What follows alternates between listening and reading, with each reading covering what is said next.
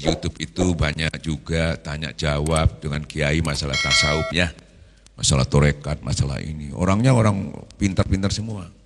Tapi sepintar apapun, makanya saya katakan, kalau bukan mursyid, itu sebetulnya tidak boleh menjawab pertanyaan atau memberi solusi kepada orang-orang yang bertanya masalah torekat, masalah tasawuf. Pasti banyak kelemahan-kelemahannya.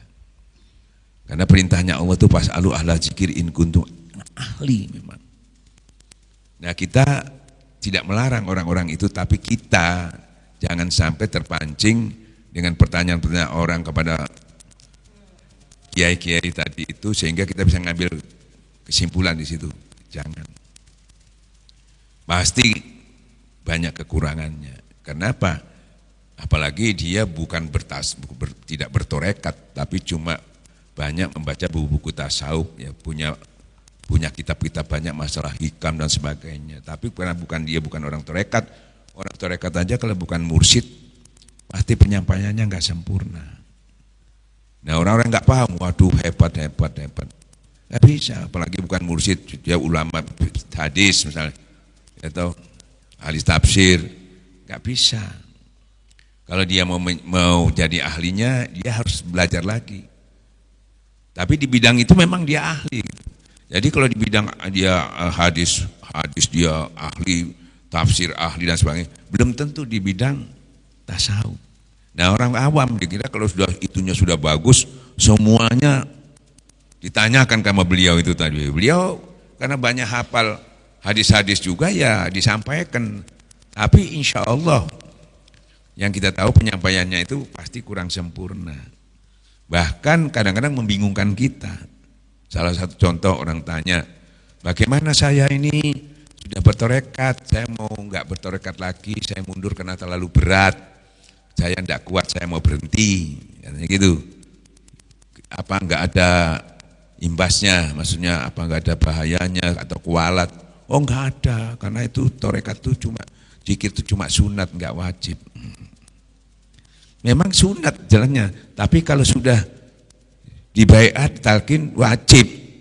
Wajibnya mana? Karena sudah wajib melaksanakannya. Nah, janjinya apa? Innama yubayunaka, innama ada perjanjiannya itu. Jadi wajib. Kan gitu ya? Nah, ini yang nggak paham. Jadi bertorekat 3, 4, 5 nggak masalah. Nah, wiridnya mau tambah ini enggak masalah. Wah, ini. Jadi banyak. Nah, jadi kan kalau kita ini kok gini, makanya kita hati-hati. Jadi kita bukan idba kepada yang lain, yang kita lihat kita idba kepada guru kita Syekh Ahmad Sobil Tajul Arifin radhiyallahu. Apa yang beliau lakukan, apa yang beliau sudah kita ikuti. Jadi walaupun orang lain bicarakan ini menurut dia benar dan sebagainya, terserah, tapi kita sudah punya patokan sendiri. Kalau enggak nanti kita bingung. Banyak yang begitu, bukan ahli torekat, ngomong torekat, bukan ahli tasawuf, ngomong tasawuf, bukan ahli hakim, ngomong tasawuf. Kenapa? Karena dia selalu satu keilmuannya sudah ngetop gitu, sudah viral. Jadi seakan-akan yang tanya ini semuanya bisa. Nabi Musa yang sudah Nabi suruh belajar di bidang itu, karena enggak punya pengetahuan itu, suruh belajar. Nabi aja suruh belajar lagi. Apalagi ente belum belajar sudah nerangkan, belum terangkan sudah menerangkan.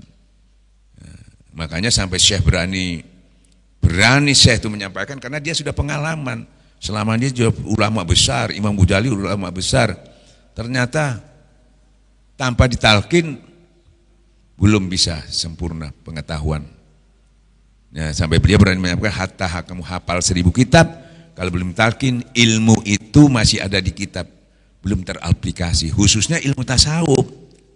Kalau ilmu-ilmu yang lain mungkin ya yang tidak ditalkinkan enggak masalah. Dan gampang. Sampeyan kepingin syariat. Syariat yang mana saya mau pakai? Syariat Hambali, syariat Hanafi, tinggal beli bukunya itu otodidak bisa. Oh, kalau Hambali ini enggak pakai kunut. Hanafi pakai, ya sudah, tinggal milih sampean yang mana yang suka. Tapi kalau masalah tasawuf jangan main-main. Ibarat dokter umum. Ya, atau ahli dokter umum, penyakit umum. Tapi kalau ada penyakit-penyakit dalam, yang penyakit-penyakit yang luar biasa, itu dia harus sekolah lagi untuk tahu. Internis. Kalau tidak sekolah lagi tidak bisa, harus sekolah lagi, dia spesial. Nah maka dari itu kiai juga begitu, kalau mau tahu penyakit-penyakit hati, penyakit-penyakit dalam ini membenahi, dia harus sekolah lagi, kuliah lagi, ya tuh, kuliah lagi spesialis, ya tuh, penyakit hati, ya tuh. Ya penyakit hati itu kerjaannya orang-orang dokter penyakit dalam. Ya, begitu juga kita juga penyakitnya hati kita ini, yaitu kalbu. Ya, kalau umumnya hati ini kita kalbu, isi yang lebih dalam, itu yang bisa cuma guru mursyid, ulama-ulama tasawuf yang bisa. Jadi dia harus belajar lagi. Seperti dokter juga, kalau dia enggak itu malpraktek namanya. Ini banyak malpraktek. Akhirnya keliru kabeh. Tapi dia tahunya dari mana? Dia punya referensi. Tapi dia enggak pernah mendapatkan secara khusus belajar itu tadi, enggak bisa. Ya, nah orang-orang awam dikira kalau sudah hafal Quran, sudah tafsirnya, ceramahnya bagus, wah, semuanya ditanyakan ke sana. Kan begitu kan? Ya, dijawab. Jawabannya kadang-kadang kalau secara dalil benar banyak, tapi secara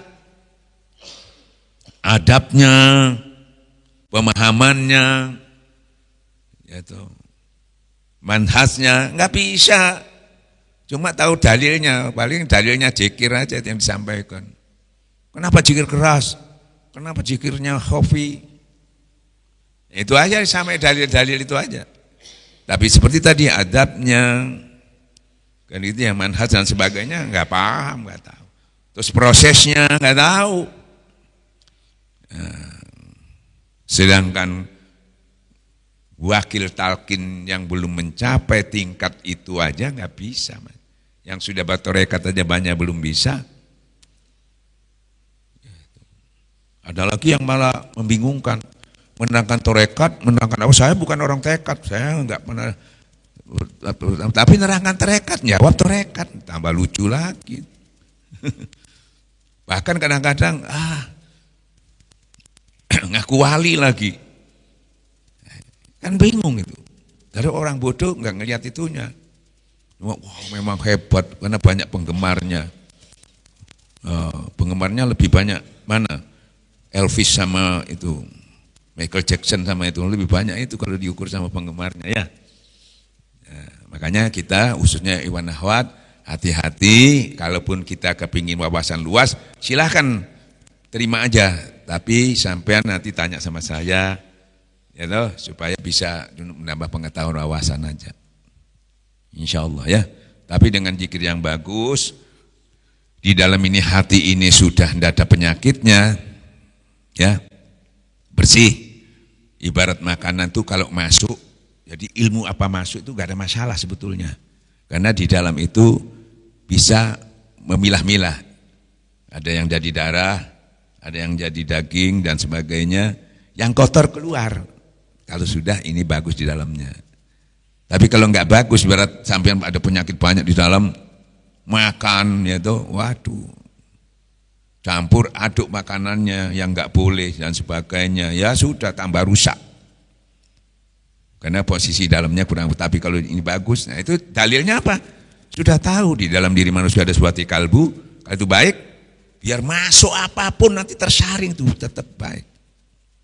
Tapi kalau sudah itu rusak, masuk yang baik pun, aduh, obatnya sorong warasno, sudah stadium 5, obatnya pun yang baik aja kesulitan, apalagi obatnya salah. Yang baik aja sudah kesulitan menyerap obat yang baik ini. Makanya pentingnya yang di dalam ini harus baik. Kalau itu sudah baik, insya Allah semuanya aman. Saya kira demikian. Wabillahi taufiq hidayah. Assalamualaikum warahmatullahi wabarakatuh. Allahumma shalli ala Muhammad. Dukung channel ini dengan subscribe, dan jangan lupa nyalakan loncengnya, akan ada video-video baru yang mungkin Anda suka. Kalian boleh membagikan video ini ke saudara maupun teman, karena berbagi itu kebaikan. Semoga Allah membalas kebaikan Anda.